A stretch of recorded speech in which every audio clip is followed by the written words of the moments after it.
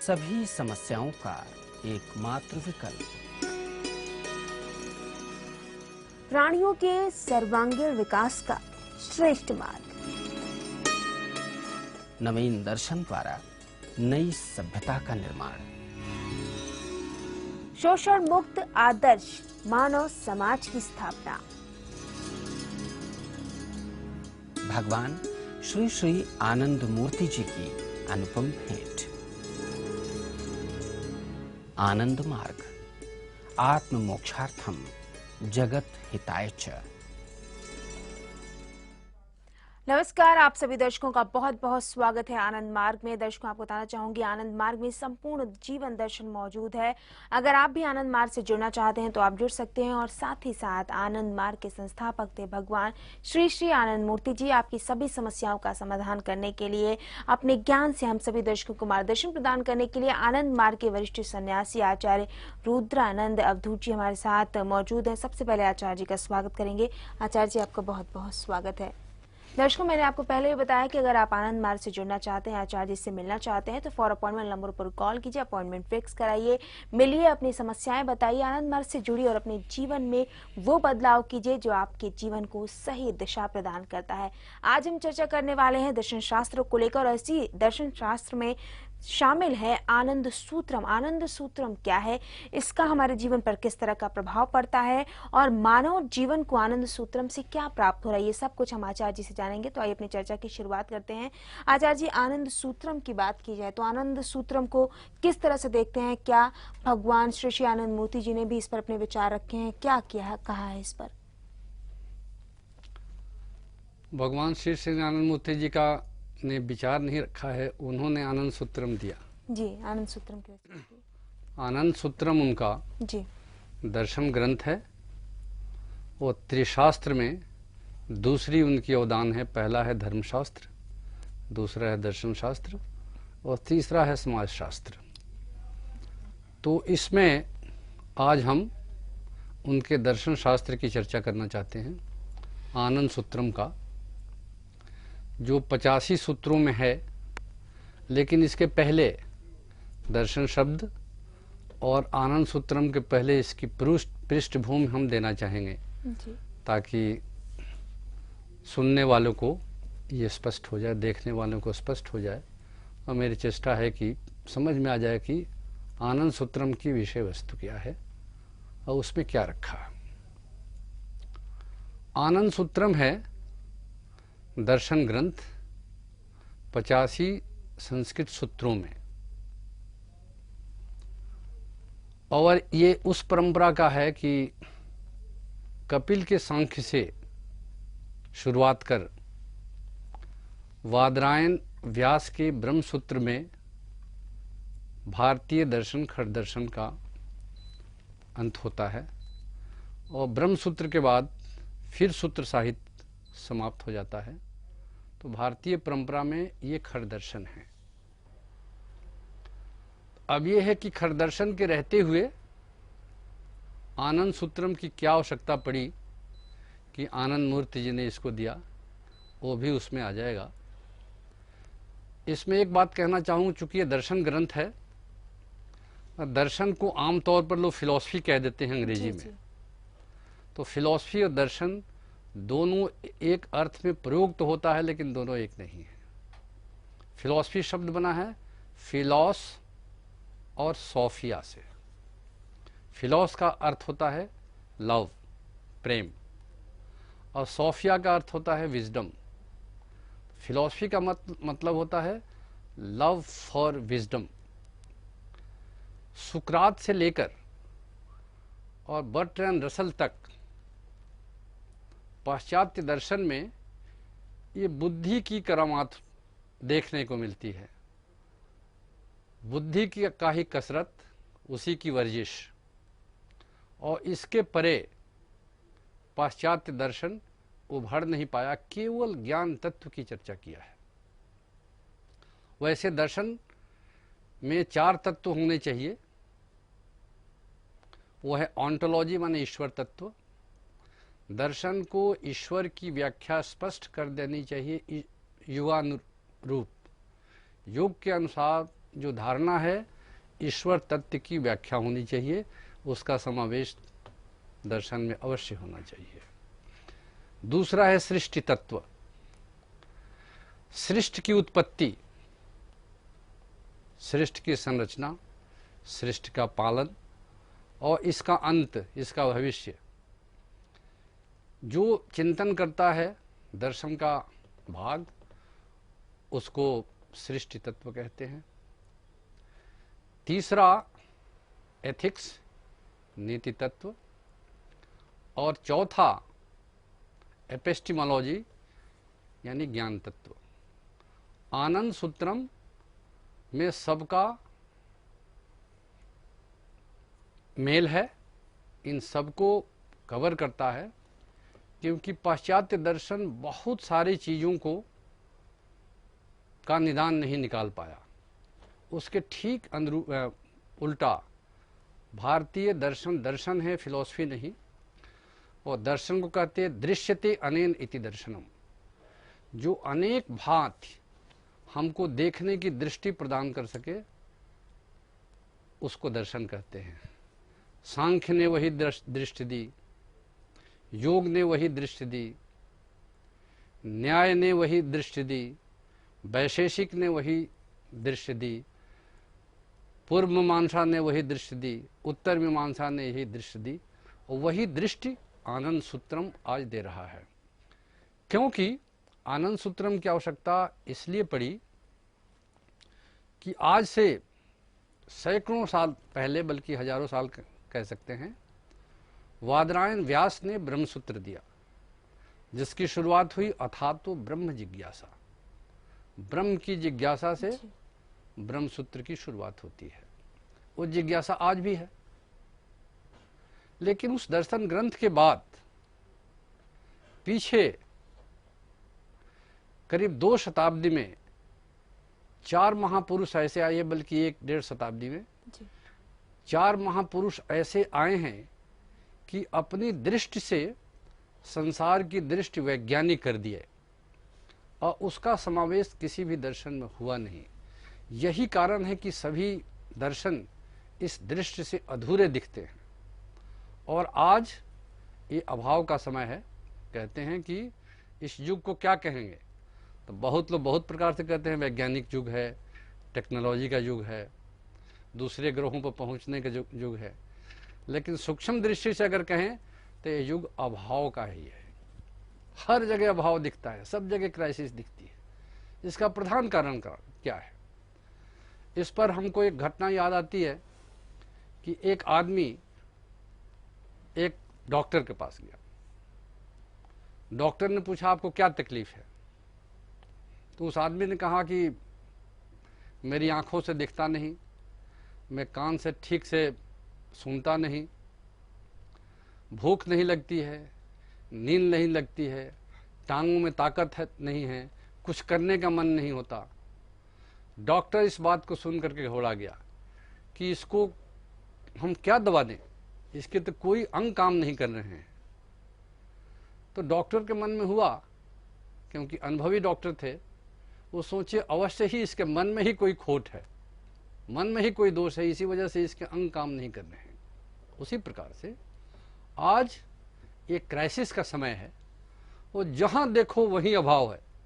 TV channels कहेंगे जो नए शुरू किए हैं, मेरे पास पैसा नहीं है, कैसे चलाऊं, स्टाफ को देने के लिए पैसे नहीं है, गवर्नमेंट को देने के लिए मेरे पास टैक्स नहीं है, इसको चलाऊं कैसे। हाउसवाइफ कहती है कि किचन का गैस महंगा हो गया, कार लेकर के बाहर जाते हैं, पेट्रोल महंगा हो गया, सब्जी महंगी हुई, सीरियल्स महंगे हो गए, कपड़े महंगे हो गए, सब चीज़ महंगे हो गए। तो ये क्राइसिस का ज़माना है। तो मैं कभी सोचता हूँ, और आनंद सूत्रम के दर्शनकार भगवान श्री श्री आनंद मूर्ति जी अवश्य ही इसको सोचकर और उसका निदान निकाले होंगे कि सबके बीच में ये अभाव है, क्राइसिस है दर्शन का। एक पूर्ण जीवन दर्शन आज नहीं है, और जीवन दर्शन का काम है जीवन को दृष्टि प्रदान करना, और जीवन के जितने आवश्यक अंग है, चूंकि दृष्टि खराब हो गई है इसलिए इसको दिशा नहीं है। इसलिए एक ऐसे दर्शन की आवश्यकता है जो दिशा प्रदान कर सके। क्योंकि चार महापुरुषों में से पहले डार्विन में सृष्टि को, विकास क्रम को अध्ययन किया, और जो हमारा प्राचीन विश्वास था, किसी धर्म की मान्यता है कि सृष्टि का आरंभ इतने वर्ष हुए, इतने लाख, इतने करोड़ वर्ष सृष्टि का आरंभ हुआ। कोई कहता है कि नहीं, सृष्टि 6 दिन में बनी, 7वें दिन सृजनहार ने आराम किया। इस प्रकार के विश्वास को हम लेके बैठे हैं। चार्ल्स डार्विन ने वर्षों तक खोज की। अब जब ओरिजिन ऑफ स्पेसीज किताब पब्लिश हुई तो उन्होंने आंकड़ों के साथ दुनिया के सामने रख दिया कि धरती 6 दिन में नहीं बनी, ये कायनात 6 दिन में नहीं बनी, इसके तो लाखों करोड़ों वर्ष के इतिहास है, और जीवन विकास किया है, और उसकी प्रक्रिया है struggle for existence, survival of the fittest. सभी अपने अस्तित्व के लिए संघर्ष कर रहे हैं, और इस संघर्ष में जो फिट है वही सरवाइव कर सकता है, और वही सर्वाइवल ऑफ द फिटेस्ट को लेकर के ये सभ्यता आगे बढ़ रही है जी। तो डार्विन का सिद्धांत आज जीवन को डोमिनेट कर रहा है, लेकिन इसका न जवाब मिला, न किसी दर्शन में इसका समावेश हुआ। इसलिए अपूर्ण दर्शन की अपूर्णता को पूर्ण करने का काम भगवान श्री श्री आनंद मूर्ति जी ने आनंद सूत्रम के द्वारा किया। चलिए आचार्य जी, इस पर आगे भी चर्चा करेंगे। दर्शकों, फिलहाल यहाँ रुकेंगे एक छोटी सी ब्रेक के लिए, जल्द लौटते हैं। आनंद मार्ग global headquarters, Anand Marg Pracharak Sangh, Anand Nagar, post office Bagalata, district Purulia, west Bengal 723215, India. Phone numbers 03254260248, 09431103725. Our website www.amps.net.in.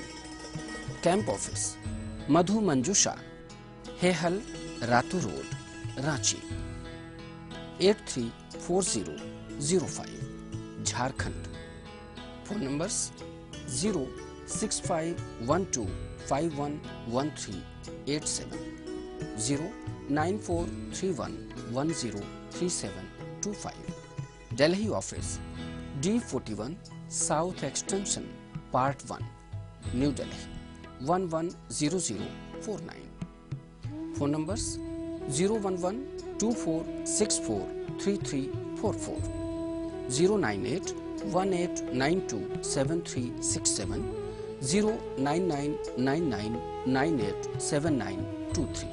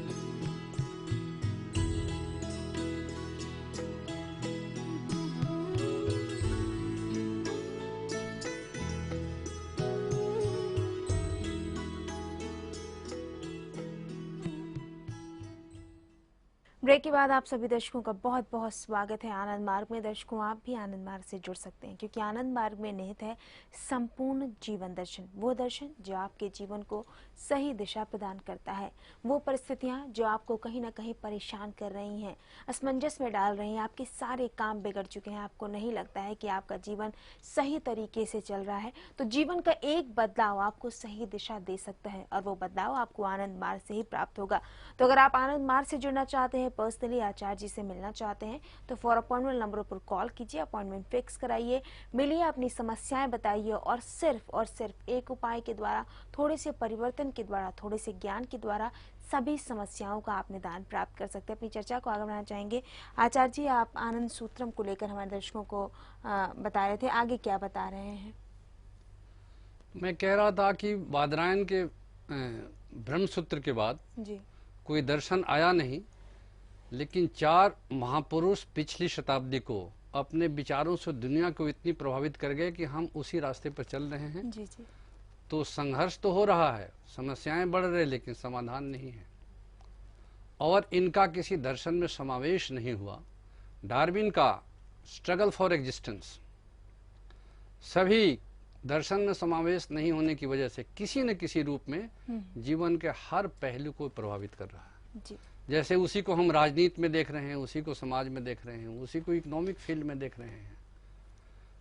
जैसे survival of the fittest Darwin ने कहा, तो हिटलर को लगा कि मैं फिटेस्ट और हाईएस्ट रेस का हूं और हम ही को रहने का अधिकार है। नतीजा हुआ सेकेंड वर्ल्ड वॉर की फाइट और बर्लिन वॉर। जी जी। तो इसने दर्शन में इसका समावेश नहीं होने की वजह से दुनिया में तहलका मच गया। लेकिन डार्विन का विकासवाद ये सिद्धांत के रूप में तो सही है, हमने उसको दर्शन में समावेश नहीं किया। दूसरे महापुरुष इस धरती पर मार्क्स है।